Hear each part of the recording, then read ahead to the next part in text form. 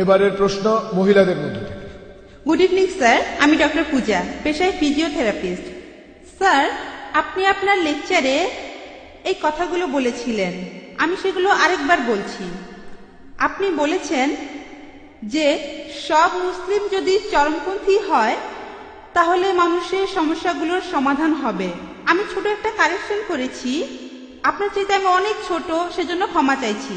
তবে আমার কাছে মনে হয় যে আপনি যদি এভাবে বলতেন তাহলে কথাটা আরো গ্রহণযোগ্য হতো। যদি সব মানুষ চরমপন্থী হয় তাহলে মানুষের সমস্যাগুলোর সমাধান হবে। হতে পারে সেই মানুষ মুসলিম বা হিন্দু বা খ্রিস্টান বা অন্য ধর্মের। ডক্টর পূজা খুব সুন্দর প্রশ্ন করেছেন। আমি ভুল বলে থাকলে সেটা স্বীকার করতে কোনো আপত্তি নেই। এই প্রশ্নোত্তর পর্বটা সেজন্যই, যদি বলি 2 যোগ 2 সমান 5, আপনি শুধরে দিতে পারেন যে 5 না 4। আমি একজন মানুষ, আমি কম্পিউটার না, আর আমারও ভুল হতে পারে, সেজন্য প্রশ্নোত্তর পর্বের ব্যবস্থা করা হয়েছে। কিন্তু আপনার মন্তব্যটা সম্পর্কে বলি, আমি বলেছি সবাই যদি চরমপন্থী মুসলিম হয় সব সমস্যার সমাধান হবে।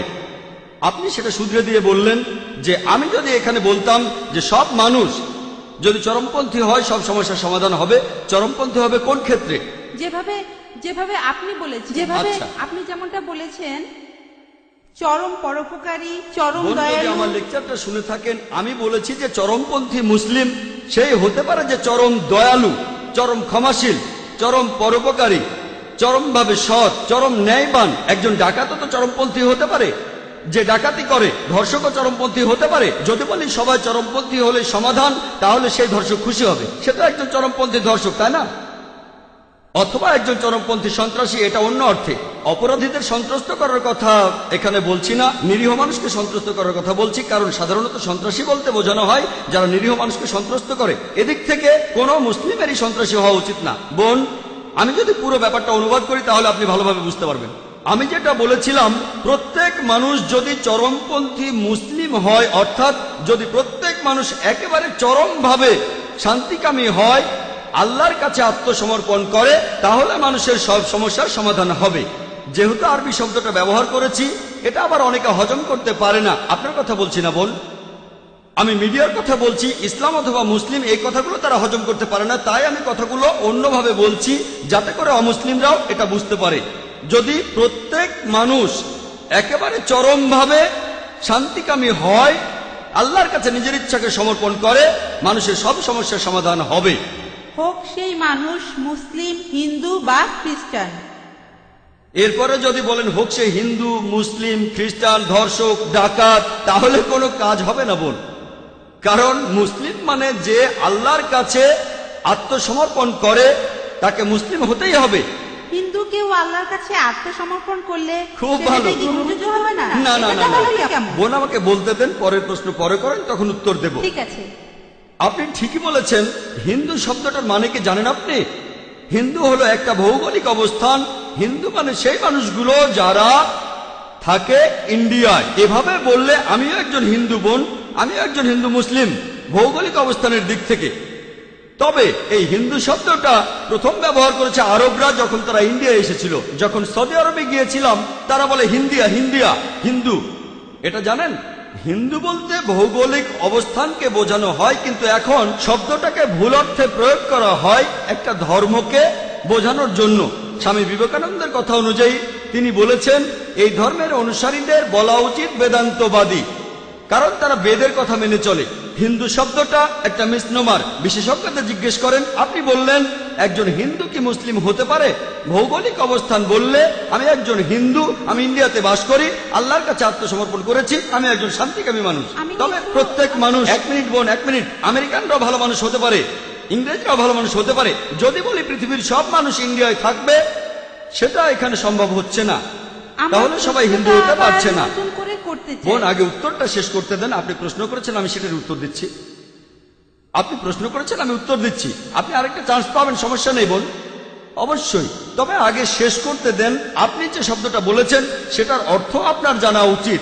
যদি পৃথিবীর সবাই ইন্ডিয়ায় থাকে, ইন্ডিয়ার সরকার সমস্যায় পড়ে যাবে। তারা বলে হাম দো, হামারে দো, এক কে বাদ আবি নেই, দো কে বাদ কাবি নেই, ফ্যামিলি প্ল্যানিং এর কথা বলে। আমরা দুজন সন্তান, দুজন। হাম দো হামারে দো, একে বাদ আবি নেহি, দো কে বাদ কাবি নেহি। এক সন্তানের পরে একটু বিরতি, দ্বিতীয় সন্তানের পরে আর কোনো সন্তান নেবেন না। ফ্যামিলি প্ল্যানিং এই সম্পর্কে বলেছি কোরআন এন্ড মডার্ন সায়েন্সে। তাই বোন, আপনি যে শব্দটা বলেছেন সেটার অর্থ না জানলে আপনি ভুল বুঝতে পারেন। আপনি যদি একজন হিন্দু হন, ঈশ্বরের কাছে আত্মসমর্পণ করেন, এরপর যদি বেদ মেনে চলেন, আমার লেকচার যদি দেখে থাকেন ইসলাম ধর্ম আর হিন্দুইজমের মধ্যে সাদৃশ্য নিয়ে, বেদ বলছে তোমরা এক ঈশ্বরকে বিশ্বাস করবে। যদি বেদের কথা মানেন, উপনিষদে উল্লেখ আছে, ছান্দোগ্য উপনিষদ 6 নম্বর অধ্যায়ের 2 অনুচ্ছেদের 1 নম্বর পরিচ্ছেদে বলা হয়েছে যে এককাম এবিদ্বিতীয়াম, ঈশ্বর কেবলমাত্র একজন, দ্বিতীয় কেউ নেই। বেদে উল্লেখ করা হয়েছে, যজুর্বেদের 32 নম্বর অধ্যায়ের 3 অনুচ্ছেদে আছে, নাতাস্তি প্রতিমা আস্তি, মহান সৃষ্টিকর্তার কোনো প্রতিমা নেই। প্রতিমা মানে ছবি, মূর্তি, ভাস্কর্য, ফটোগ্রাফ। বেদের কথা অনুযায়ী মহান সৃষ্টিকর্তার কোনো ছবি নেই, কোনো ফটোগ্রাফ নেই, কোনো ভাস্কর্য নেই, কোনো মূর্তি নেই। যদি এমন হিন্দু হয়ে থাকেন, বেদে উল্লেখ আছে যে আরেকজন অবতার পৃথিবীতে আসবেন, সর্বশেষ রাসূল, তার নাম হবে মুহাম্মদ সাল্লাল্লাহু আলাইহি সাল্লাম। এই কথা বলা হয়েছে কল্কি অবতারে 2 নম্বর অধ্যায়ের 5 অনুচ্ছেদে, 7 অনুচ্ছেদে, 9 অনুচ্ছেদে, 11 অনুচ্ছেদে, 15 অনুচ্ছেদে, যে এই কল্কি অবতার জন্মগ্রহণ করবে শান্তি নামের একটি শহরে, অর্থাৎ মক্কা। তার বাবার নাম হবে বিষ্ণু ইয়াস, অর্থাৎ সৃষ্টিকর্তার ভৃত্য, আরবিতে আব্দুল্লাহ। আর নবীজির বাবার নামও ছিল আব্দুল্লাহ। তার মায়ের নাম হবে সুমতি, অর্থাৎ শান্তিপ্রিয়, প্রশান্ত। আরবিতে বললে হবে আমিনা। আর আমাদের নবীজির মায়ের নামও ছিল আমিনা। সে জন্মাবে মাধব মাসের 12 দিনে। নবীজি 12 রবিউল আউয়ালে জন্মেছিলেন। তার 4 জন সঙ্গী থাকবে, ইনারা হলেন খোলাফায়ে রাশিদিন। আমি এভাবে আরো বলে যেতে পারি। আমি এখানে সংক্ষেপে হিন্দুইজম আর ইসলামের সাদৃশ্যগুলো বললাম। আমি আপনাকে যেটা বলবো, আসলে এটা মেনে নেই। অন্তত একটা বই ঈশ্বর পাঠিয়েছেন। হিন্দুরা বলবে যে বেদ হচ্ছে ঈশ্বরের বাণী, খ্রিস্টানরা বলবে বাইবেল ঈশ্বরের বাণী, মুসলিমরা বলবে কোরআন ঈশ্বরের বাণী। ধর্মগ্রন্থগুলোতে যে কথাগুলো এক, আসুন সেই সাদৃশ্যগুলো দেখি। তাআলা ইলা কালিমাতিন সাওয়াইন বাইনানা ওয়া বাইনাকুম, এসো সেই কথা যাহা তোমাদেরও আমাদের মধ্যে এক। এখন যেখানে সাদৃশ্য নেই সেটা নিয়ে এখন লড়াই করব না, পরে কোনো একদিন করব। হ্যাঁ, আসুন আগে আমরা এটা মানি যে সবগুলো ধর্মগ্রন্থ, সবগুলো প্রধান ধর্মগ্রন্থ, হোক সেটা বাইবেল, হোক সেটা বেদ, হোক সেটা কোরআন, হোক পার্সি ধর্মগ্রন্থ, হোক শিখ ধর্মগ্রন্থ, সবাই বলছে ঈশ্বর কেবলমাত্র একজনই। বেশিরভাগ প্রধান ধর্মই একথা বলেছে যে শেষ একজন নবী আসবেন। বাইবেলে উল্লেখ করা হয়েছে ডিউটেরোনমি 18 অধ্যায়ের 18 অনুচ্ছেদ, বুক অব ডিউটেরোনমি 18 অধ্যায়ের 19 অনুচ্ছেদ, বুক অব আইজায়া 29 অধ্যায়ের 12 অনুচ্ছেদে, সং অব সলোমন 5 অধ্যায়ের 16 অনুচ্ছেদে। এরপর নিউ টেস্টামেন্টে গসপেল অব জন 14 অধ্যায়ের 16 অনুচ্ছেদে, গসপেল অব জন 15 অধ্যায়ের 26 অনুচ্ছেদে, গসপেল অব জন 16 অধ্যায়ের 7 অনুচ্ছেদে, গসপেল অব জনের 16 অধ্যায়ের 12 থেকে 14 অনুচ্ছেদে বলা আছে যে যীশু খ্রিস্ট বলেছেন, তোমাদের আমি অনেক কথাই বলবো, কিন্তু তোমরা সবকিছু বুঝতে পারবে না। কারণ যখন সত্যের বার্তাবাহক আসবে, সে তোমাদের সত্যের পথে পরিচালিত করবে। সে তার নিজের কথা বলবে না, যা শুনবে তাই বলবে। তাহলে বিভিন্ন প্রধান ধর্মগ্রন্থ থেকে যেটা জানতে পারি, আমরা বিশ্বাস করব এক ঈশ্বরে, তার কোনো ছবি নেই, তার কোনো প্রতিমা নেই। আমরা বিশ্বাস করব সর্বশেষ আর চূড়ান্ত নবীকে। আসুন এগুলো মেনে নেই, আমরা অমিলগুলো নিয়ে কথা বলবো না। আসুন আমরা সেটা মানি যেটা এক, হিন্দু ধর্মগ্রন্থে, পার্সি ধর্মগ্রন্থে, খ্রিস্টান ধর্মগ্রন্থে। আপনি বললেন হিন্দু মুসলিম, আমি পার্সি ধর্মের কথা বলছি, আমি ইসলামের কথা বলছি। যেগুলো এক সেগুলো আমরা মেনে নিই। আর ইনশাআল্লাহ পৃথিবীর সমস্ত মানুষ যারা ঈশ্বরে বিশ্বাস করে, তারা যদি এটা মানে যে ঈশ্বর একজন, তার কোনো প্রতিমূর্তি নেই, আর যদি বিশ্বাস করে যে আল্লাহ প্রেরিত সর্বশেষ চূড়ান্ত নবী মুহাম্মদ সাল্লাল্লাহু আলাইহি সাল্লাম, তাহলে আপনারা দেখতে পাবেন যে পৃথিবীর সমস্ত মানুষই হবে চরমভাবে শান্তিকামী মানুষ, আল্লাহর কাছে নিজের ইচ্ছাকে সমর্পণ করবে। তাহলে মানুষের সব সমস্যার সমাধান হবে। আশা করি উত্তরটা পেয়েছেন। হ্যাঁ, ধন্যবাদ স্যার। এবারে পুরুষদের মধ্য থেকে প্রশ্ন করবেন একজন অমুসলিম ভাই। হ্যাঁ, গুড ইভিনিং ডক্টর। আমার নাম জয় জাজিদিয়া। আমি এবছর ইঞ্জিনিয়ারিং পাশ করেছি। আর প্রথমেই বলি, আমি এই প্রথমবারের মতো আপনার লেকচার শুনতে এসেছি। আর বিভিন্ন ধর্মগ্রন্থের উপর আপনার দখল সত্যিই প্রশংসনীয়। আপনি যথেষ্ট আত্মবিশ্বাসী। আর অনেক মুসলিম আছেন, তারা আপনার কথা মানে। এখন আপনার কাছে আমার প্রশ্নটা কিছুটা রাজনৈতিক। আপনার কাছে আমার প্রশ্নটা হলো, আপনি কি মুসলিম ভাই বোনদের এই উপদেশ দেবেন যে তারা মহাত্মা গান্ধীর নীতিগুলো অনুসরণ করবে? যেমন ধরেন অহিংস আন্দোলন আর সত্যাগ্রহ, এই সব আন্দোলনের মাধ্যমেই আমরা ব্রিটিশদের কাছ থেকে স্বাধীনতা পেয়েছি। আমি সবগুলো ধর্মগ্রন্থকেই শ্রদ্ধা করি, যেমন কোরআন, গীতা, বাইবেল। তবে আমার মনে হয় আমার প্রথম পরিচয়টা হলো আমি একজন ইন্ডিয়ান। তাহলে মুসলিম ভাই বোনদের উপদেশ দেবেন মহাত্মা গান্ধীর নীতিগুলো অনুসরণ করতে, যেমন অহিংস আন্দোলন, সত্যগ্রহ অথবা মহাত্মা গান্ধীর অন্য যে কোনো নীতি? ভাই, আপনি প্রশ্ন করলেন যে আমি কি মুসলিম ভাই বোনদের মহাত্মা গান্ধীর নীতি অনুসরণ করতে বলবো, তারপর বললেন যে মহাত্মা গান্ধীর যে কোনো নীতি, যেমন অহিংসা নীতি আর সত্যগ্রহ। সরি, আমি পরিষ্কার করে বলি, মহাত্মা গান্ধীর যে কোনো নীতি। আপনার প্রশ্নটা বুঝতে পেরেছি। আপনি বললেন নীতিগুলো মানে সবগুলো নীতি, তারপরে বললেন যে কোনো নীতি। আমি দুটোরই উত্তর দিচ্ছি। মহাত্মা গান্ধীর যে নীতিগুলো আছে, যেগুলো কোরআনের সাথে মিলে যায়, আল্লাহর কথার সাথে মেলে, আমাদের নবীজির কথার সাথে মিলে যায়, আমার কোনো আপত্তি নেই। মুসলিমদের বলবো সেই নীতিগুলো পুরোপুরি মেনে চলেন। যেমন ধরেন সত্যগ্রহ আন্দোলন, মহাত্মা গান্ধীর অহিংসা আন্দোলন, একই কাজ নবীজিও করেছিলেন। এমন না যে তিনি মহাত্মা গান্ধীকে অনুসরণ করেছেন, মহাত্মা গান্ধী নবীজিকে অনুসরণ করেছেন। এই ব্যাপারে পরে বলছি। আমাদের নবীজির নবুয়ত লাভের পরবর্তী সময়টা যদি দেখেন, তখন আনুমানিক 13টা বছর তিনি মক্কায় ছিলেন। তিনি অনুসারীদের বললেন খুনোখুনি নয়। অনেক অমুসলিম ইসলাম গ্রহণ করেছিল যারা ছিল দুর্ধর্ষ যোদ্ধা। তিনি বললেন তোমাদের জিহাদ হলো সবর। সবর মানে ধৈর্য ধরা। অনেক মুসলিমকে হত্যা করা হয়েছিল। মক্কার পৌত্তলিকরা দুর্বল মুসলিমদের টার্গেট করত, তাদের অত্যাচার করত, তাদের মেরে ফেলত। যাদের শক্তি ছিল তারা খেপে গেল। তারা বলল যে আমাদের ভাইকে খুন করেছে, আমরা এখন প্রতিশোধ নেব। নবীজি বললেন তোমাদের জিহাদ হলো সবর। দেখবেন কারো হয়তো শক্তি আছে লড়াই করার, সে যদি লড়াই করে সেটা ভালো, কিন্তু কারো লড়াই করার শক্তি আছে, তখন বলা হলো তোমরা লড়াই করো না। তারা নিজেদের সামনে রাখলো, এটাই শ্রেষ্ঠ জিহাদ। আরবি জিহাদ শব্দটার অর্থ সংগ্রাম করা, এর অর্থ চেষ্টা করা। তখন আমাদের নবীজি বলেছিলেন খুনোখুনি নয়। তারা রাস্তায় নেমে পড়তেন আর বলতেন আমরা সাক্ষ্য দিচ্ছি যে আল্লাহ ছাড়া কোনো উপাস্য নেই, আর মুহাম্মদ সাল্লাল্লাহু আলাইহি সাল্লাম আল্লাহর প্রেরিত রাসূল। মানুষ পাথর মারলো, তারা তাদের কিছু বলল না। তাদের অত্যাচার করা হলো, কিন্তু তারা প্রতিশোধ নিল না। নবীজি তায়েফে গেলেন, লোকে পাথর মারলো, তিনি কিছুই বললেন না। তাহলে এটা হলো একটা পদ্ধতি। তবে এই পদ্ধতিটাই সব নয়। আগে আমি উত্তরটা শেষ করি। না স্যার, ডক্টর জাকিরের কথা শেষ হলে তারপর প্রশ্ন করবেন, একটু ধৈর্য ধরুন। আচ্ছা আচ্ছা, ঠিক। আপনি প্রশ্ন করেছেন, আমি সেটার উত্তর দিচ্ছি।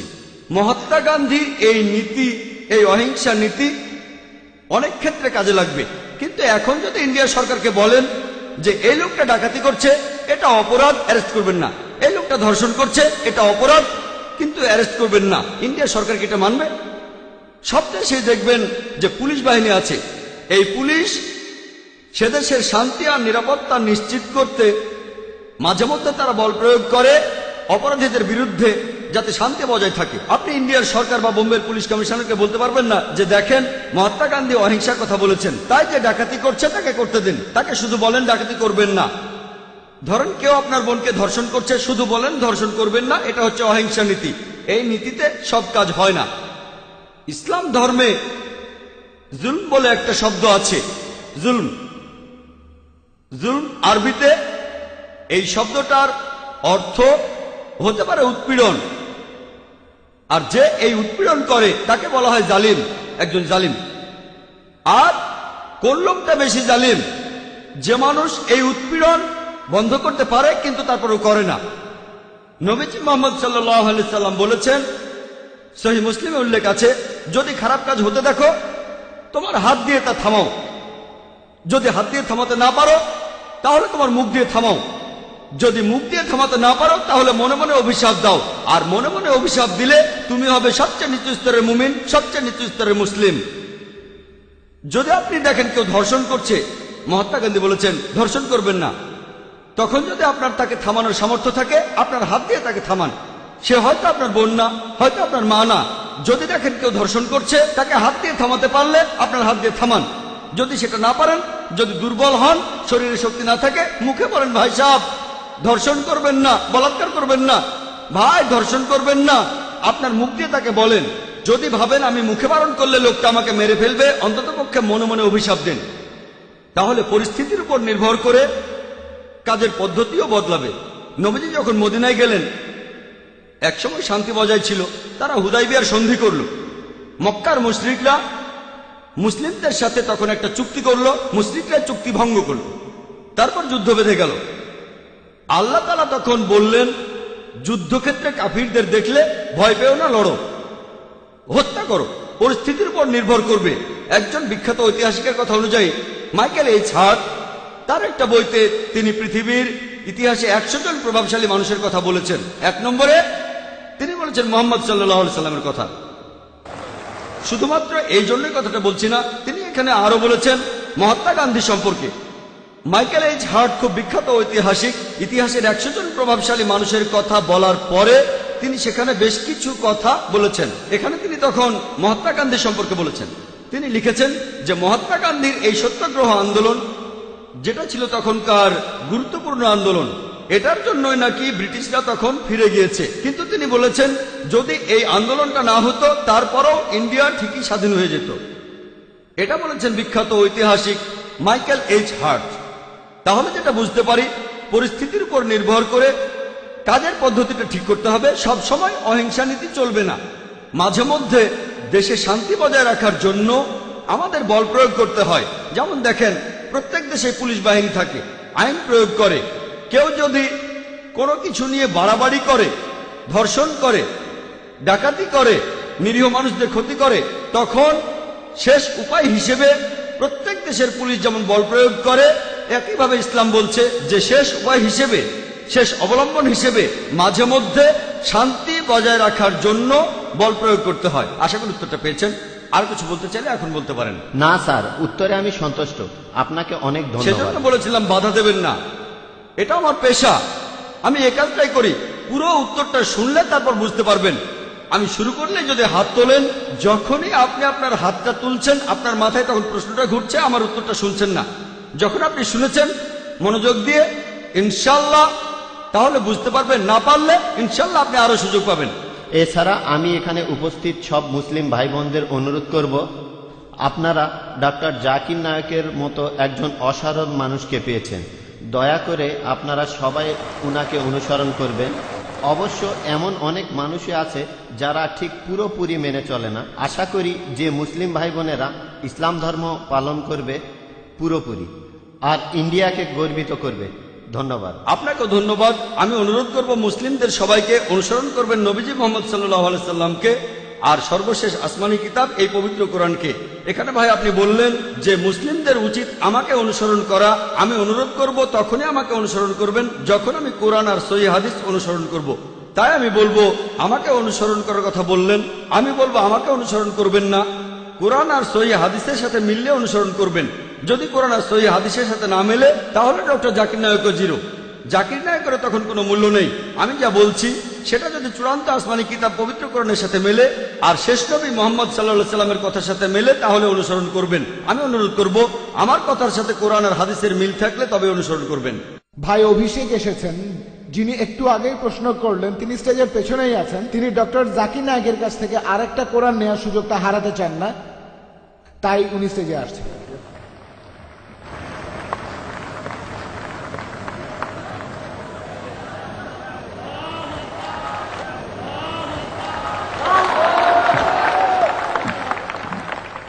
উনি স্টেজের পেছনে এসে ভলান্টিয়ারদের কাছে প্রথমে বলেছিলেন, আর শুনে আমরা বললাম আলহামদুলিল্লাহ, ঠিক আছে। হ্যাঁ ভাই, প্রশ্ন করেন। জাকির ভাই, আপনার কাছে আমার একটা প্রশ্ন আছে। এখানে যেসব মুসলিম ভাই ও বোনেরা আছেন তাদের অনুভূতিতে আঘাত লাগলে আমি ক্ষমা চাচ্ছি। আমার নাম মহেশ মেহতা, আর আমি ব্যবসা করি। আপনাদের পবিত্র কোরআন এটা আল্লাহর পাঠানো আসমানি কিতাব নয়। কেন? কারণ হলো আগে যে তাওরাত, ইঞ্জিল, জাবুর এসেছে, তাওরাত মুসার উপর নাজিল হয়েছিল, জাবুর দাউদের উপর নাজিল হয়েছিল, আর যিশুর উপর নাজিল হয়েছিল ইঞ্জিল। এই কিতাবগুলো বিকৃত হয়ে গেছে। 3টা কিতাবই আপনারা মুসলিমরা বলেন বইগুলো বিকৃত হয়ে গেছে। আর এছাড়াও আপনারা দেখবেন কোরআনে আহলে কিতাব বলে সম্বোধন করা হয়েছে ইহুদি ধর্মের অনুসারীদের আর খ্রিস্টানদেরকে। তাহলে যে বইটা মানে পবিত্র কোরআন আল্লাহ লিখেছেন, সেখানে তিনি বলবেন শ্রীকৃষ্ণের মতো, যেমন ভগবত গীতায় এটা করো আর এটা করো না। তাই এই কিতাবটা একজন মানুষই লিখেছে। এখানে 25 জন নবীর নাম আছে, সেগুলো বাইবেলেও আছে সবগুলো। এই নবীদের নামগুলোই কোরআনে আছে। তাই আমার মনে হয় যে আল্লাহ তো অনেক বড়, তিনি পুরো বিশ্ব ব্রহ্মাণ্ড বানিয়েছেন। তিনি কখনো এভাবে বলবেন না যে এরা ইহুদি বা এরা খ্রিস্টান, কারণ ইহুদি বা খ্রিস্টানরা তো তারই সৃষ্টি। আমার মনে হয় এই পবিত্র কোরআন কোনো মানুষই লিখেছে। এছাড়াও আমি আরেকটা প্রশ্ন করতে চাই। 1 মিনিট ভাই। হ্যাঁ, উনি আগে উত্তর দিক, তারপর আচ্ছা। আপনি আবার প্রশ্ন করুন। আচ্ছা। ভাই আপনি প্রশ্ন করলেন, আর সত্যি বলতে আমি মহেশ ভাইকে চিনি সেই 1991 সাল থেকে। হ্যাঁ, তিনি আইআরএফ থেকে মুসলিমদের চাইতে বেশি ভিডিও ক্যাসেট নিয়েছেন, তাই আইআরএফ এ ভিডিও ক্যাসেট আর লিটারেচারের লিস্টে তার নামই সবার আগে আছে। মহেশ ভাই প্রশ্ন করলেন যে আগের আসমানি কিতাবগুলো কোরআন যেমন বলছে তাওরাত, জাবুর, ইনজিল দেওয়া হয়েছিল মুসাকে, দাউদকে আর যীশু খ্রিস্টকে, মুসলিমরা বলে এগুলো বিকৃত হয়ে গেছে। তাহলে পবিত্র কোরআনে যখন ইহুদিদের কথা বলা হয়েছে যে হে কিতাবীগণ, ইহুদি আর খ্রিস্টানরা যখন তাদের এভাবে সম্বোধন করা হচ্ছে, তাহলে কোরআনও কি কোনো মানুষ লিখেছে? ঠিক। আপনার প্রশ্নটা হলো ইহুদি আর খ্রিস্টানদের সম্পর্কে বলা হয়েছে কেন? আপনি যদি আমার আগের লেকচারটা শুনে থাকেন, is the Quran God's word, আপনি কি সেখানে ছিলেন? না, আমি সেখানে ছিলাম না। সেখানে আমি সব বিস্তারিতভাবে বলেছি, এখন আর সেগুলো রিপিট করব না।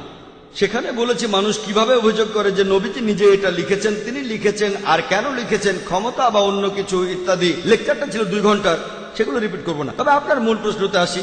কোরআন বলছে যে হে কিতাবীগণ, তার মানে এর মানে দাঁড়াচ্ছে এই কোরআন লিখেছে একজন মানুষ। ভাই কোরআন পড়লে দেখবেন, আর আপনি ঠিকই বলেছেন, কোরআনে 25 জন নবীর নাম বলা হয়েছে, আর এখানে যতজন নবী রাসূলের নাম বলা হয়েছে তারা সবাই ইহুদি। দেখবেন যে এই নামগুলো বাইবেলেও বলা হয়েছে। কোরআনের প্রায় 1/3 ইহুদিদের সম্পর্কে বলা হয়েছে। কেন? এটা উদাহরণ যে আল্লাহ তাআলা সুবিধা দিয়েছিলেন ইসরায়েলের মানুষদের, হে বনি ইসরাইল, আমি একসময় তোমাদের অনুগ্রহ করেছিলাম, কিন্তু তোমরা তখন এই কাজগুলো করেছো। পবিত্র কোরআনে এই উদাহরণগুলো দিয়েছেন আল্লাহ তাআলা, যে তারা নবী ছিলেন যারা আগে এসেছিলেন এই মানুষদের কাছে। কিছু মানুষ নবীকে প্রত্যাখ্যান করেছিল, কিছু মানুষ গ্রহণ করেছিল। এখানে উদাহরণ দিতে গিয়ে বলা হয়েছে কুল ইয়া আহলাল কিতাব, বলো হে কিতাবীগণ, তাআলা ইলা কালিমাতিন সাওয়াইন বাইনানা ওয়া বাইনাকুম, এসো সেই কথায় যাহা আমাদের ও তোমাদের মধ্যে এক। তাহলে কোরআন এখানে মুসলিমদের বলছে যে তোমরা কিতাবীদের সাথে এ বিষয়ে কথা বলবে। কিতাবীগণ মানে যারা আসমানি কিতাব পেয়েছে। এখানে পবিত্র কোরআন পরিষ্কার করে বলেছে, যখন কোরআনে আহলে কিতাব বলা হচ্ছে, ইহুদি আর নাসারাদের কথা বলা হচ্ছে, ইহুদি আর খ্রিস্টানদের, তাহলে আল্লাহ বলছেন মুসলিমদের কিতাবীদের সঙ্গে কথা বলতে। আল্লাহ আরো বলেছেন ইয়া আহলাল কিতাব, হে কিতাবীগণ। তার মানে কোরআন এখানে শুধু মুসলিমদের বলছে না, শুধু আরবদের বলছে না, কোরআন এখানে কিতাবীদেরও বলছে। সেজন্যই আমি বলেছি যে এই সর্বশেষ চূড়ান্ত আসমানি কিতাব পবিত্র কোরআন, এটা শুধু মুসলিম বা আরবদের জন্য নাজিল হয়নি, নাজিল হয়েছে পুরো মানুষ জাতির জন্য। যদি এটা কোনো মানুষ লিখত, যদি কোরআনে কোনো মানুষ লিখত, আপনি যেটা বললেন, তাহলে আল্লাহ কখনোই বলতেন না যে যাও ইহুদি আর খ্রিস্টানদের বলো তাদের ধর্মগ্রন্থে এটা আছে। আর সেই সময়ে অনেক মানুষ এটা জানতো না যে অতীতে ইহুদি আর খ্রিস্টানদের কি হয়েছিল। যখন তারা চেক করলো, দেখা গেল সত্যি। এরপর কোরআনে অনেক ভবিষ্যৎবাণীও করা হয়েছে যে পৃথিবীতে ভবিষ্যতে কি ঘটবে। তাহলে এই সমস্ত কথা এগুলো কোনো মানুষ লিখতে পারে না। বিস্তারিত জানার জন্য আমার ভিডিও ক্যাসেট দেখেন, is the Quran God's word. আশা করি উত্তরটা পেয়েছেন। আরেকটা কথা বলবো, আমি 55টারও বেশি দেশে ভ্রমণ করেছি। আপনাদের কোরআন আর হাদিস মূর্তি পূজাকে নিষিদ্ধ করেছে। তবে আপনি অন্য ধর্মগুলো দেখেন, খ্রিস্টান ধর্ম অথবা ধরেন বৌদ্ধ ধর্ম, চাইনিজ ধর্ম, জৈন ধর্ম, অন্য সব ধর্মেই দেখবেন মূর্তি পূজা আছে। আপনারা মুসলিমরা পৃথিবীর সংখ্যার মাত্র 15 থেকে 20% হবেন সব মিলিয়ে, এটা শতকরা হিসাবে। তাহলে অন্যরা কি ভুল করছে? খ্রিস্টান ধর্মটা দেখেন। 1 মিনিট, যে কোনো অ্যাংলিকান চার্চ অথবা Russian orthodox, Greek orthodox, Catholic বা প্রোটেস্ট্যান্ট, চীনে দেখেন অনেক বড় মূর্তি ঈশ্বরের। তাহলে এরা সবাই ভুল? খুবই সুন্দর প্রশ্ন করলেন। তিনি বললেন পৃথিবীতে মুসলিম আনুমানিক 15 থেকে 20%, কেউ বলে 25%। সে যাই হোক, আপনি বললেন 15 থেকে 20%, আচ্ছা মেনে নিলাম। আপনি বললেন যে খ্রিস্টানরা তারা মূর্তি পূজা করে, আমিও একমত। আপনি বললেন যে বৌদ্ধরা বিশাল মূর্তি বানায়, তারা কি সবাই ভুল? ভাই, ইসলামের সংখ্যাগুরু হলে জেতা যায় না। ইসলামে সত্য সবার উপরে। বেশিরভাগ মানুষ এই কয়েকশো বছর আগেও মনে করত পৃথিবী সমতল। বেশিরভাগ, এটা কি জানেন? কয়েকশো বছর আগেও বেশিরভাগ মানুষ মনে করত পৃথিবী সমতল। পৃথিবী কি সমতল ভাই মহেশ? না। না। তাহলে বেশিরভাগ মানুষেরও ভুল হতে পারে। ইসলাম ধর্মে আল্লাহ পবিত্রকরণে বলেছেন, সূরা ইসরার 81 নম্বর আয়াতে উল্লেখ করা হয়েছে, ওয়াকুল জাল হক ওয়া জাকাল বাতিল ইন্নাল বাতিলা কানা জাউকা। বলো, সত্য উপস্থিত হয়েছে, মিথ্যা বিলুপ্ত হয়েছে, কারণ মিথ্যা প্রকৃতিগত কারণে বিলুপ্ত হবে। সেজন্য ইসলাম ধর্মের সংখ্যাগুরু হলে জেতা যায় না। যদি আমেরিকা যান, সেখানে দেখবেন পর্নোগ্রাফি, এটা নিষিদ্ধ না। আপনি এটা বিশ্বাস করেন? না, অনেক না ইউরোপিয়ান না, দেশে এটা আপনি কি দেখা যায়। পর্নোগ্রাফিতে বিশ্বাস করেন? না, আমি বিশ্বাস খুব করি না। ভালো, আপনি তো ভালো মানুষ, আপনাকে অভিনন্দন জানাই। কিন্তু পশ্চিমা বিশ্বের বেশিরভাগ মানুষই পর্নোগ্রাফিতে বিশ্বাস করে। আপনি কি এটা বিশ্বাস করেন? আপনি কি পর্নোগ্রাফি দেখবেন? খুব ভালো, ভালো ছেলে। দেখেন, আপনি সত্যের কাছাকাছি আছেন। সংখ্যাগুরু হলে জেতা যায় না। আপনি তখন বললেন যে খ্রিস্টান ধর্মে সবাই মূর্তি পূজা করে। খ্রিস্টান ধর্মে আসলে মূর্তি পূজা নেই। কিছু খ্রিস্টান মূর্তি পূজা করে, যেমন কিছু মুসলিম ভুল কাজ করে। যদি খ্রিস্টানদের বাইবেল পড়েন, আর আমিও নিশ্চিত যে আপনি বাইবেল পড়েছেন, বাইবেলে উল্লেখ করা আছে, বুক অব ডিউটেরোনমি 5 নম্বর অধ্যায়ের 7 থেকে 9 নম্বর অনুচ্ছেদে বলা হয়েছে, তোমরা আমার কোনো প্রতিমূর্তি তৈরি করবে না। মহান স্রষ্টা তিনি বলেছেন, ওল্ড টেস্টামেন্টে আছে, তোমরা আমার কোনো প্রতিমূর্তি তৈরি করবে না, কোনো কিছুই না যেটার সাথে মিল আছে আকাশমণ্ডলের কিছু, পৃথিবীর কিছু, অথবা পৃথিবীর নিচের কিছু। তোমরা তাদের সেবা করবে না, তাদের কাছে নতজান হবে না, কারণ আমি তোমাদের ঈশ্বর এবং প্রভু খুবই প্রতিহিংসা পরায়ণ। এই কথা আবারও আছে বুক অব এক্সোডাস 20 নম্বর অধ্যায়ের 3 থেকে 5 অনুচ্ছেদে, যে তোমরা আমার কোনো প্রতিমূর্তি তৈরি করবে না, কোনো কিছুই না যার সাথে মিল আছে আকাশের কিছুর, পৃথিবীর কিছুর, অথবা পৃথিবীর নিচের কিছুর। তোমরা এদের সামনে নতজান হবে না, সেবা করবে না, কারণ আমি তোমাদের ঈশ্বর এবং প্রভু খুবই প্রতিহিংসা পরায়ণ। তাহলে ওল্ড টেস্টামেন্ট অনুযায়ী মূর্তি পূজা নিষিদ্ধ কাজ। আর যীশু খ্রিস্ট নিজেই বলেছেন, এটা আছে গসপেল অফ ম্যাথিউ 5 নম্বর অধ্যায়ের 17 থেকে 20 অনুচ্ছেদে, মনে করো না আমি নবীদের আইন বাতিল করতে এসেছি, এগুলোকে বাতিল করতে আসিনি, পূরণ করতে এসেছি। তোমাদের মধ্যে যদি কেউ কোনো একটা আইন ভাঙে আর অন্য কেউ ভাঙতে বলে, সে তাহলে স্বর্গের রাজ্যে প্রবেশ করতে পারবে না। আর যে এই আইনগুলো মেনে চলবে, সে স্বর্গের রাজ্যে প্রবেশ করতে পারবে। যদি তাদের ন্যায়নিষ্ঠতা গ্রন্থে বলা ন্যায়নিষ্ঠার চাইতে বেশি না হয়, তাহলে তারা স্বর্গের রাজ্যে প্রবেশ করতে পারবে না। তাহলে যীশু খ্রিস্টের কথা অনুযায়ী আপনি যদি স্বর্গের রাজ্যে প্রবেশ করতে চান, আপনাকে তাহলে ওল্ড টেস্টামেন্টের সবগুলো আইন মানতে হবে, মুসা নবীর আইন মানতে হবে। স্রষ্টার কোনো প্রতিমা বানাবেন না। তারপরও মানুষ বানায়, কেন? সব খ্রিস্টানরা কিন্তু বানায় না, প্রোটেস্ট্যান্টরা বানায় না। খ্রিস্টান ধর্ম সম্পর্কে আপনার জ্ঞান বেশ কম, আপনি এখনো ছাত্র। ক্যাথলিকরা এটা করে, তারা মূর্তি বানায়। এজন্যই প্রোটেস্ট্যান্টরা প্রোটেস্ট করেছিল যে আপনাদের কাজটা ভুল। তাহলে বাইবেলের কথা অনুযায়ী সৃষ্টিকর্তার কোনো প্রতিমা বানাতে পারবেন না। আপনার কথা মানি। বেশিরভাগ হিন্দুই মূর্তি পূজা করে। আমি আগে বলেছিলাম, নাতাস্তি প্রতিমা আস্তি, মহান সৃষ্টিকর্তার কোনো প্রতিমা নেই, কোনো ছবি নেই, কোনো ভাস্কর্য নেই, তার কোনো মূর্তি নেই। আপনি কি মূর্তি পূজা করেন? হ্যাঁ, আমি করি। আচ্ছা, তাহলে তো বেদ মানছেন না। আমি আসলে সবগুলো ধর্মই মানি, সব ধর্মই এক, কারণ মহান ঈশ্বর সবগুলো ধর্ম সম্পর্কেই জানেন। ভাই, আপনি যদি সবগুলো ধর্মই বিশ্বাস করেন, তার মানে আপনি অন্য ধর্ম পালন করছেন কিনা জানি না, তবে হিন্দু ধর্ম পালন করছেন না। আপনি হিন্দু ধর্ম পালন করছেন না। আমি আপনাকে বলি, ঈশ্বর তো ঘুমাচ্ছেন না, তিনি সবই জানেন। তিনি তো সবকিছু সৃষ্টি করেছেন, সবকিছু। তাই তিনি সবগুলো ধর্ম সম্পর্কেই জানেন, যেমন ইসলাম। ভাই, আপনি একবারে একটা প্রশ্ন করেন, লম্বা লাইন দেখা যাচ্ছে, এই প্রশ্নটার উত্তর দিচ্ছি, এরপরে লাইনের পেছনে গিয়ে দাঁড়াবেন, তারপর সময় আসলে প্রশ্ন করবেন, ঠিক আছে? প্রশ্ন করেছেন যে ঈশ্বর কি ঘুমাচ্ছেন? আল্লাহ এই কথার উত্তর দিয়েছেন পবিত্র কোরআনে সূরা বাকারার 255 নম্বর আয়াতে উল্লেখ করা হয়েছে। আল্লাহ বলেছেন, আল্লাহু লা ইলাহা ইল্লা হুয়াল হাইয়ুল কাইয়ুম লা তাখুযুহু সিনাতুন ওয়ালা নাওম, যে আল্লাহ অবিনশ্বর, চিরস্থায়ী, তিনি কারো মুখাপেক্ষী নন, তার নিদ্রার প্রয়োজন হয় না, তন্দ্রা তাকে স্পর্শ করে না, বিশ্রামের প্রয়োজন হয় না। আমাদের ঘুমানোর প্রয়োজন হয়, আমাদের বিশ্রাম নেওয়ার প্রয়োজন হয়, আল্লাহ তাআলার ঘুমানোর প্রয়োজন হয় না। আল্লাহ তাআলা পবিত্র কোরআনে বলেছেন, তিনি যদি চাইতেন তাহলে পৃথিবীর প্রত্যেকটা মানুষকে বানাতে পারতেন মুসলিম হিসেবে, মুসলিম বানাতে পারতেন। আল্লাহর পক্ষে খুবই সোজা, শুধু কুন ফায়াকুন। তবে এই জীবনটা পরকালের জন্য পরীক্ষা। আল্লাহ আপনাকে পরীক্ষা করছেন, আমাকেও পরীক্ষা করছেন। আল্লাহ যদি চান আপনি আর কখনো মূর্তি পূজা করবেন না, তাহলে তো পরীক্ষাটা থাকলো না।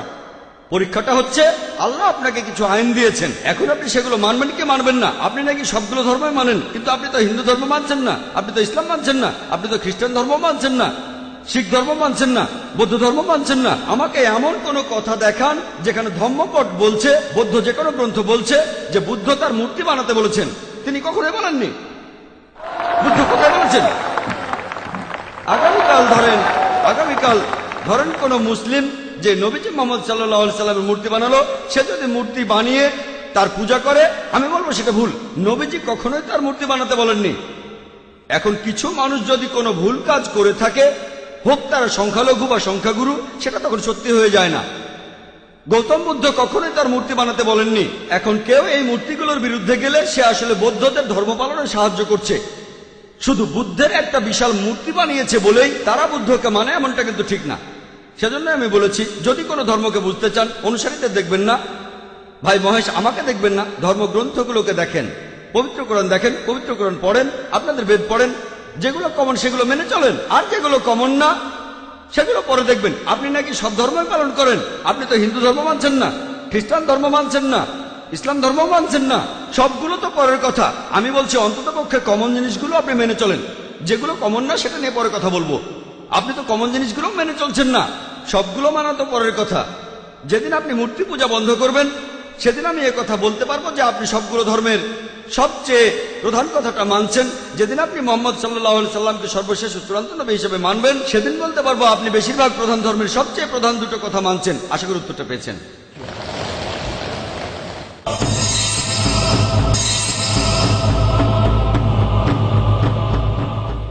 হ্যাঁ বোন, এবারে পরের প্রশ্ন।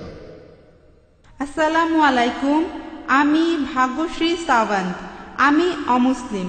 এখানে সবার সামনে আমি ইসলাম গ্রহণ করতে চাই, কারণ আমি চাই কিয়ামতের দিন আপনারাও আমার পক্ষে সাক্ষ্য দেবেন। আশহাদু আন্না ইল্লাল্লাহ, আশহাদু আন্না মুহাম্মাদু রাসূলুল্লাহ। মাশাআল্লাহ বোন, উনি ডক্টর জাকিরের সাথে কথাগুলো আরেকবার বললে ভালো। এখন আমি বলছি, আর আমার সাথে সাথে আপনিও বলুন। আশহাদু আল্লাহ ইলাহা আশহাদু আল্লা ইলাহা ইল্লাল্লাহ ওয়া আশহাদু আন্না ওয়া আশহাদু আন্না মুহাম্মাদান রাসূলুল্লাহ। আমি সাক্ষ্য দিচ্ছি যে আল্লাহ ছাড়া কোনো উপাস্য নেই, আর নবীজি মুহাম্মদ সাল্লাল্লাহু আলাইহি সাল্লাম হলেন মহান আল্লাহ তাআলার প্রেরিত পুরুষ। শান্তির ধর্মে আপনাকে স্বাগতম বোন। আমাদের এই এক্সিবিশন অ্যান্ড কনফারেন্সে এই 10 দিনে অনেক মানুষই ইসলাম ধর্ম গ্রহণ করেছেন। আমাদের বক্তাদের কাছে বিভিন্ন প্রশ্ন করা হয়েছে, তারা বুঝেছেন যে এটাই হচ্ছে একমাত্র সমাধান মানুষের জন্য। আপনাকে অনেক ধন্যবাদ বোন, আর আল্লাহর কাছে দোয়া করছি যেন আপনি জান্নাতে যেতে পারেন, পৃথিবীতে শান্তি পান, আর পরকালেও শান্তি পাবেন ইনশাআল্লাহ।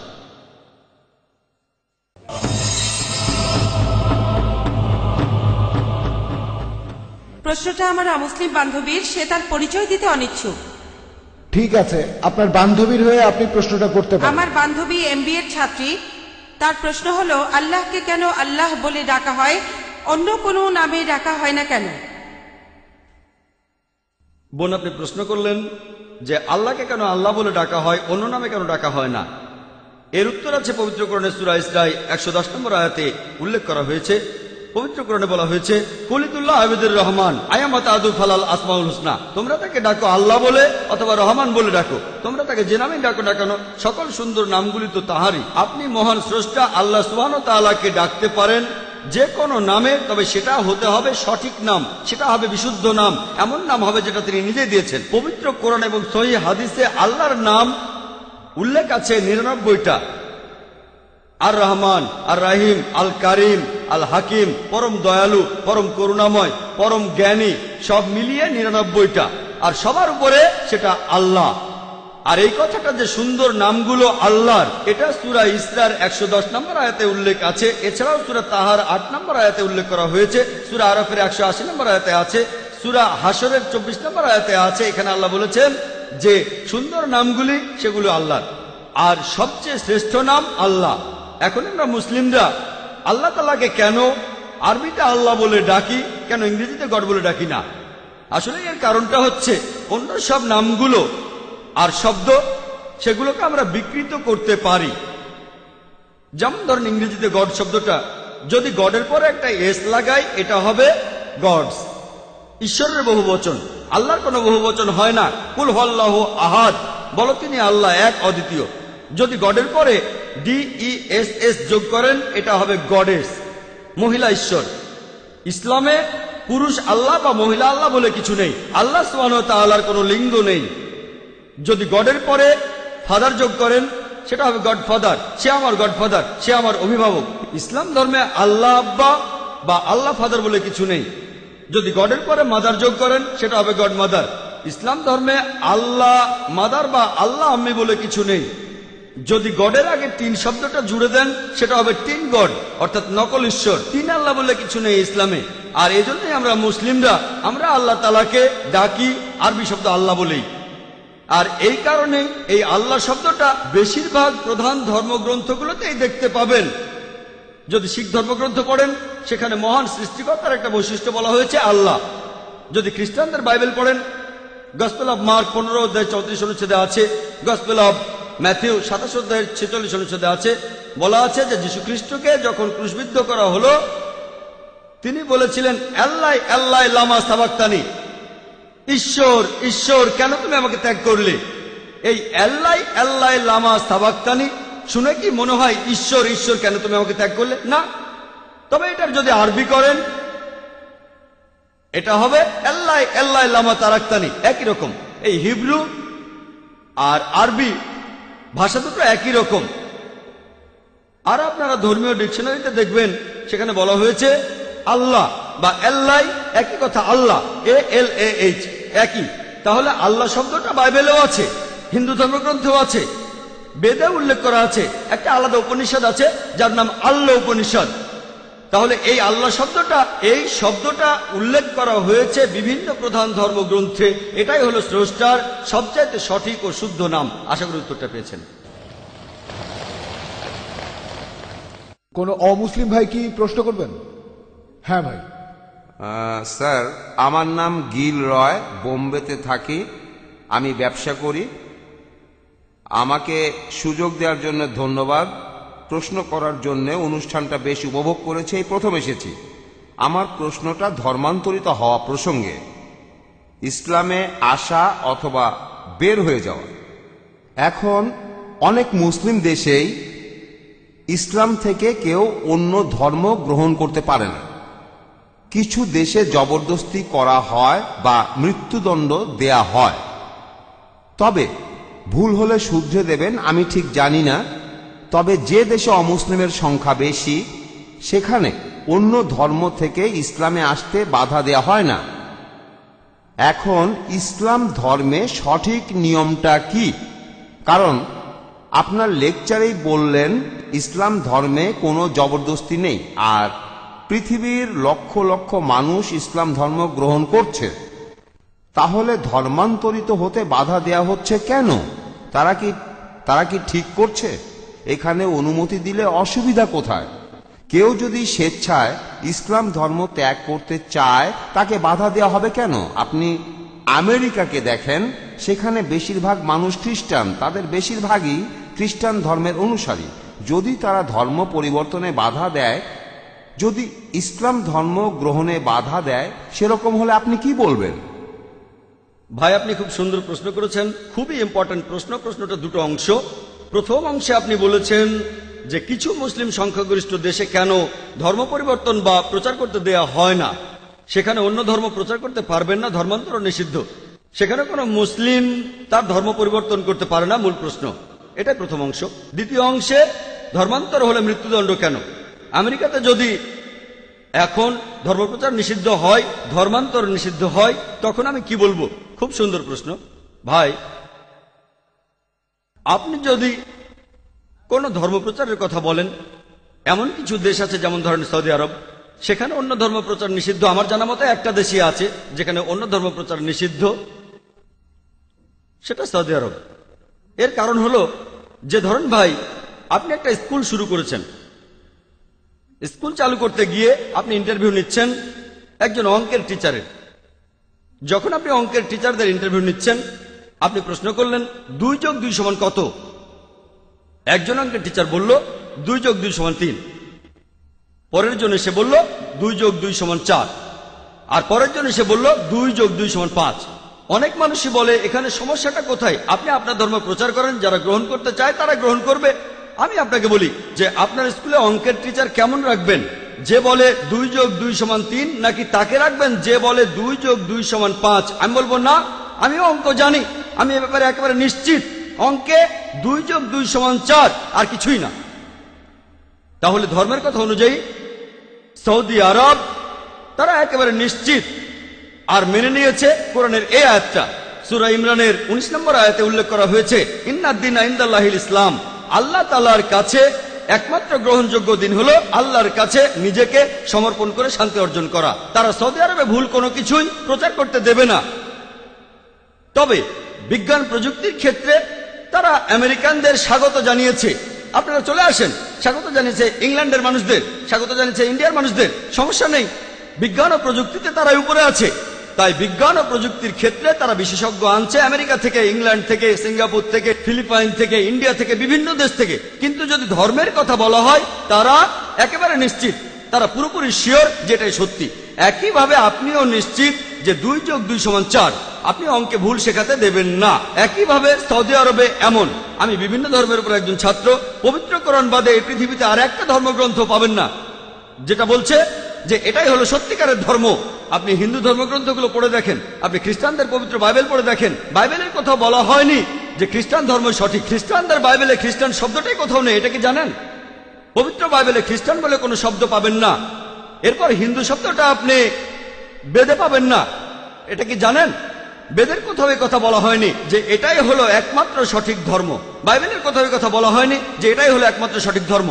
কোরআন হলো এই পৃথিবীর বুকে একমাত্র ধর্মগ্রন্থ যেখানে মহান স্রষ্টা আল্লাহ তাআলা বলেছেন, ইন্নাদ-দীনা ইনদাল্লাহিল ইসলাম।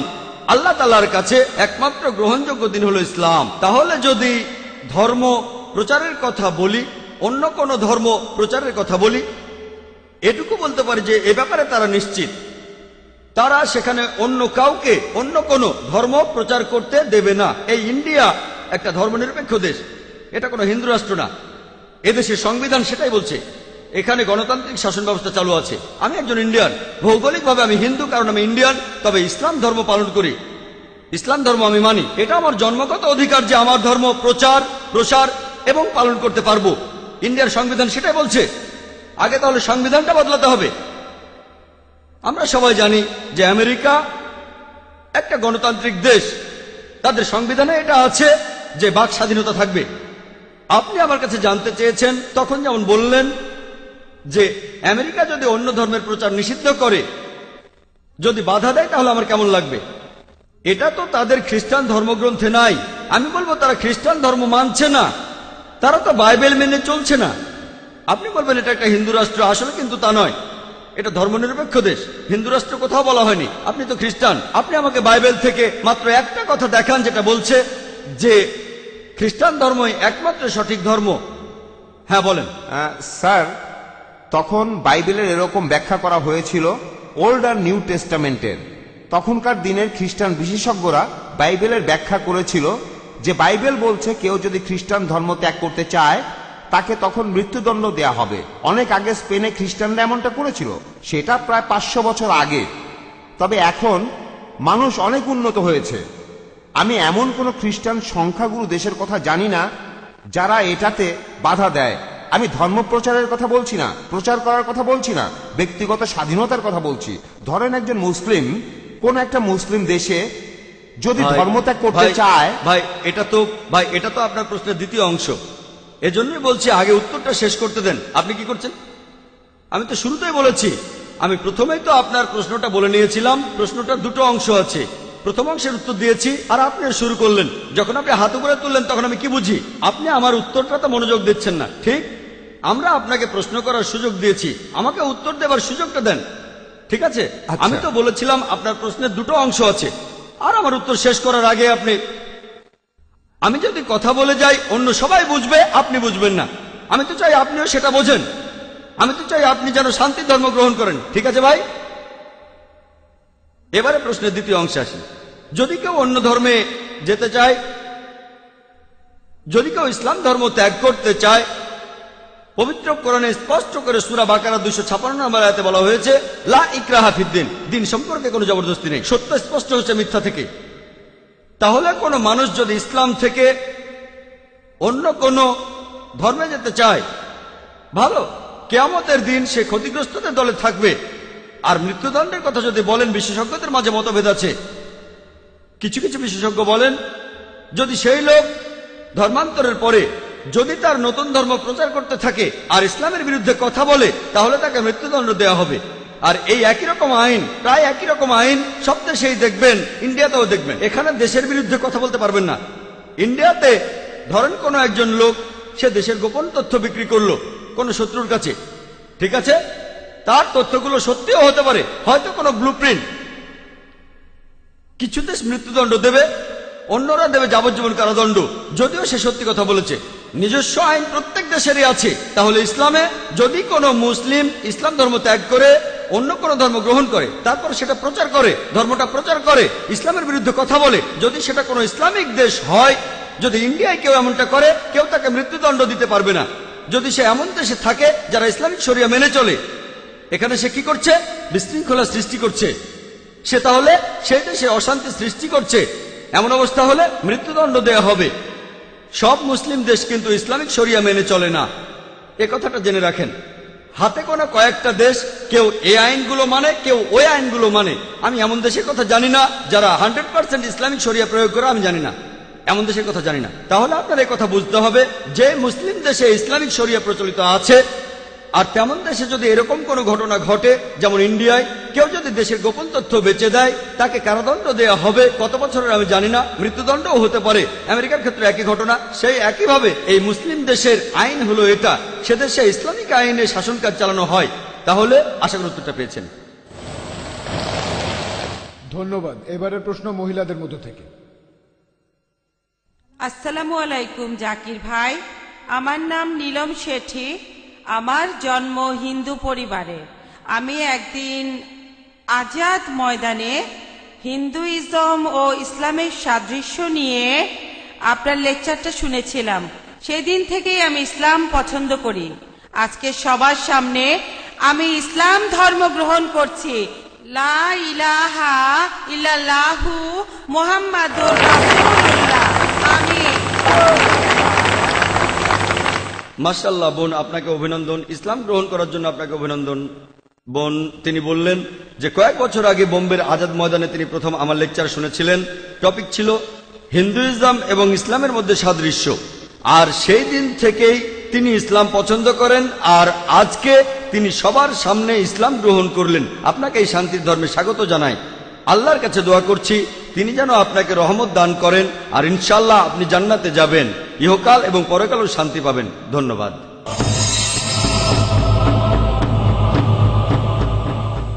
প্রশ্ন করবেন? হ্যাঁ, আমি ছিলাম সন্ধ্যা, এখন আমি জারা বিলাল খান। আমি ইসলাম গ্রহণ করেছি। আপনি আপনার লেকচারে বললেন যে ইসলাম মূর্তি বা মূর্তি পূজায় বিশ্বাস করে না, তবে কেরালায় এমন একটা জায়গা আছে যেখানে একটা মূর্তি দেখা যায় যেটা পাথর থেকে উঠে এসেছে আর এটা বাড়ছে। এটা তাহলে এরকম কেন? বোন, আপনি প্রশ্ন করলেন যে ইসলামে মূর্তি পূজা নেই, কিন্তু তিনি জানেন যে কেরালার কোনো একটা জায়গায় সেখানে কোনো একটা পাহাড়ের ভেতর থেকে একটা মূর্তি বের হয়ে আসছে আর সেটা বাড়ছে। কিভাবে সেটা বাড়ছে আপনার প্রশ্ন। তার মানে এই মূর্তিটার ভেতর কিছু আছে। বোন, আপনি কি জানেন যে পাহাড়ও বড় হয়? এটা কি জানেন? হ্যাঁ, যদি এটা জানেন তাহলে মূর্তিও তো বেড়ে উঠতে পারে। তার মানে এই না, এমন না যে সেই মূর্তির ভেতর জীবন আছে। না, মূর্তিটা পাথরের ভেতর থেকেই এসেছে। ওখানে আগে কোনো মূর্তি ছিল না, পাথরের মধ্যে থেকে মূর্তিটা বের হয়েছে। আমি তো সেটাই বলছি, মূর্তিটা পাথরের মধ্য থেকে বের হচ্ছে, পাহাড় পর্বত আকারে বড় হয়। কিভাবে এগুলো বাড়ে সেটা আমরা জিওলজিতে পড়েছি, যে পাহাড় পর্বত বাড়ে। এমন অনেক উদাহরণ আছে। যেমন ধরেন, এই কয়েক বছর আগে শোনা গেল যে গণেশের মূর্তি দুধ খাচ্ছে। এটা একটা সহজ বৈজ্ঞানিক ব্যাপার, অসমোসিস। এটা খুবই সহজ একটা বৈজ্ঞানিক ব্যাপার। আপনি যদি দুধ ভর্তি জগে একটা চারা গাছ রাখেন, সেই গাছ দুধ শুষে নেবে, এটা অসমোসিস। তার মানে এই না যে সেই মূর্তি দুধ খাচ্ছে। তখন অনেক টিভি চ্যানেলে এটা দেখানো হয়েছিল। এখানে আপনাকে বুঝতে হবে যে এগুলো হলো সব জড়বস্তু। বেদে পরিষ্কার করে বলা আছে, যজুর্বেদে আছে 32 অধ্যায় 3 অনুচ্ছেদে, নাতাস্তি প্রতিমা আস্তি, মহান স্রষ্টার কোনো প্রতিমা নেই, তার কোনো ছবি নেই, তার কোনো মূর্তি নেই, তার কোনো ভাস্কর্য নেই, কোনো ফটোগ্রাফ নেই। আশা করি উত্তরটা পেয়েছেন। কিন্তু একটা কথা, পাথরটা এমন আকার পাচ্ছে কিভাবে? পাথরটার আকার তাহলে একটা মূর্তির মতো হচ্ছে কেন? বোন, আজকের কথা যদি বলেন তাহলে মানুষও কোনো কোনো আকার দিতে পারে, যন্ত্রপাতি দিয়ে প্রাকৃতিকভাবে কোনো আকার তৈরি হতে পারে, এটা খুবই স্বাভাবিক। এমন অনেক কথা শোনা যায় যে একটা গাছ আছে, দেখলেন লেখা আছে ওম, অথবা কোনো গাছে লেখা লা ইলাহা ইল্লাল্লাহ। এই সমস্ত ব্যাপার আসলে একেবারে গুরুত্বহীন। আমরা এখানে কথা বলছি সত্য নিয়ে। বোন, অনেক পাহাড় আছে দেখতে মানুষের মুখের মতো, এমনটা দেখেছেন আপনি? এটা প্রকৃতির খেলা। পাথরের আকার থাকলে সেটা অলৌকিক হয়ে যায় না। আমরা মেনে চলবো বেদের কথা, কোরআনের কথা, বাইবেলের কথা, যেটা বলছে মহান সৃষ্টিকর্তার প্রতিমূর্তি নেই। পাথর তো একটা মানুষের মতো হতে পারে, কোন ছবির মতো হতে পারে, একটা মূর্তির মতো হতে পারে। তার মানে এই না যে সেটা ঈশ্বর। ধন্যবাদ, ঠিক আছে। আর এইসব পাথর দেখবেন বিভিন্ন ছবি আর মূর্তি, এগুলো পড়ে গেলে ভেঙে যায়। যখন সে নিজেকেই সাহায্য করতে পারে না, তখন আমাদের কিভাবে সাহায্য করবে? আশা করি উত্তরটা পেয়েছেন। ধন্যবাদ, ঠিক আছে। হ্যাঁ ভাই। Thank you sir. আমি ডক্টর রাজেশ, একজন হোমিওপ্যাথিক ডক্টর। আর আমার প্রশ্ন দুইটা। আমি পড়েছি যে নবী মুহাম্মদ হলেন সর্বশেষ আর চূড়ান্ত নবী। এই সর্বশেষ আর চূড়ান্ত কথাটার উপরে এত জোর দেওয়া হচ্ছে কেন? আপনারা নতুন কোন নবীকে কি ভয় পাচ্ছেন? আল্লাহ যদি নতুন কাউকে মনোনীত করে পাঠান, তাকে কি মেনে নেবেন না? আর আমি যদি সৃষ্টিকর্তাকে দেখতে চাই, তাহলে ইসলাম এ সম্পর্কে কি বলে? Thank you sir.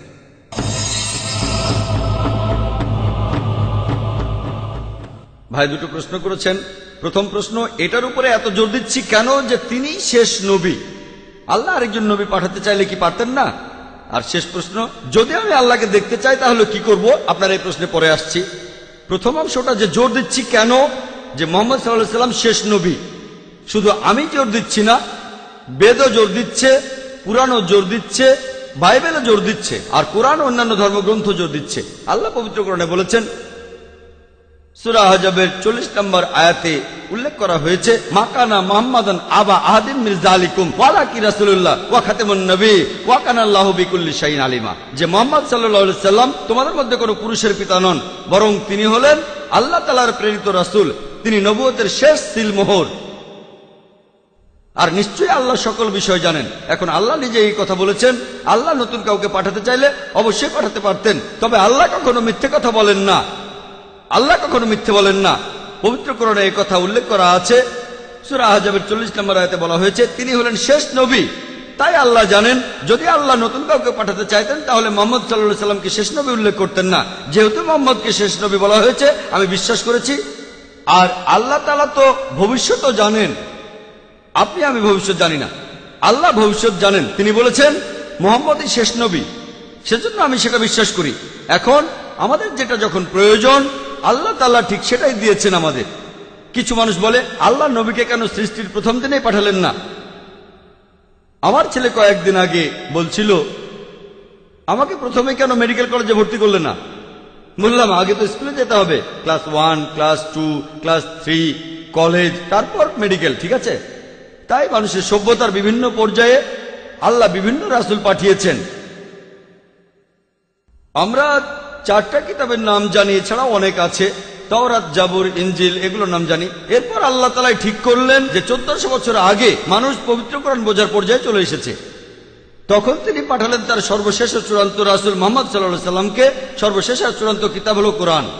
এখন আল্লাহ চাইলে অবশ্যই নতুন কাউকে পাঠাতে পারেন, তবে যেহেতু তিনি বলেছেন আর কাউকে পাঠাবেন না, তাই পাঠাবেন না। এই দিন তিনি সম্পূর্ণ করেছেন। আগের ধর্মগ্রন্থগুলো সম্পূর্ণ অবস্থায় ছিল না। আল্লাহ বলেছেন, মহান স্রষ্টা পবিত্র কোরআনে বলেছেন, সূরা মাইদা 3 নম্বর আয়াতে উল্লেখ করা হয়েছে যে আজ এই দিনে তোমাদের প্রতি আমার অনুগ্রহ সম্পূর্ণ করলাম, তোমাদের জন্য ইসলামকে দিন হিসেবে আমি সম্পূর্ণ করলাম। ইসলামকে দিন হিসেবে সম্পূর্ণ করার পর নতুন কিছু যোগ হবে না, অথবা এখান থেকে কোনো কিছু বাদও দেওয়া যাবে না, এটা সম্পূর্ণ। আর সেজন্য যদি আজকের দিনে কেউ বলে যে সে আল্লাহর কাছ থেকে আসমানি কিতাব পেয়েছে, আর যদি বলে সে আল্লাহর রাসূল, তাকে মানসিক ডাক্তার দেখাতে হবে। এখন অনেক মানুষই নিজেকে ঈশ্বর বলে দাবি করে, অনেকে ঈশ্বরের নবী বলে দাবি করে। মানসিক ডাক্তার দেখাতে হবে তাকে, কারণ কোরআনের পরে নতুন কোন আসমানি কিতাব আসবে না, মুহাম্মদের পরে কোন নতুন নবী আসবে না। এবার আপনার দ্বিতীয় প্রশ্নের উত্তর, আল্লাহকে দেখতে চাইলে তখন আপনাকে কি করতে হবে? আমি যদি ঈশ্বরকে দেখতে চাই তাহলে আমি কি করব? আমি বলছি কি করবেন। এই পৃথিবীতে আল্লাহকে দেখতে পাবেন না। পবিত্র কোরআনে বলা আছে যে মুসা আলাইহিসসালাম আল্লাহকে দেখতে চেয়েছিলেন। আল্লাহ তাকে বলেছিলেন পাহাড়ের দিকে তাকাও, আমি এই পাহাড়ে আমার একটা ঝলক দেখাবো। সেই পাহাড়ে তখন কি অবস্থা হলো? সেই পাহাড়ের আগুন থেকে মুসা নবীর চোখ ধাঁধিয়ে গেল। পৃথিবীতে দেখতে পাবেন না, তবে পরকাল আল্লাহকে দেখতে পাবেন যদি আপনি জান্নাতে যান। সবকিছু সেখানে পাবেন, খাবার সবকিছুই পাবেন। লোকজন, হাদিসে উল্লেখ করা আছে, তারা তখন আল্লাহকে দেখার জন্য অনুনয় বিনয় করবে। যদি আপনি আল্লাহ তাআলাকে দেখতে চান তাহলে আল্লাহর এই চূড়ান্ত আসমানি কিতাব পড়তে হবে, এই পবিত্র কোরআন।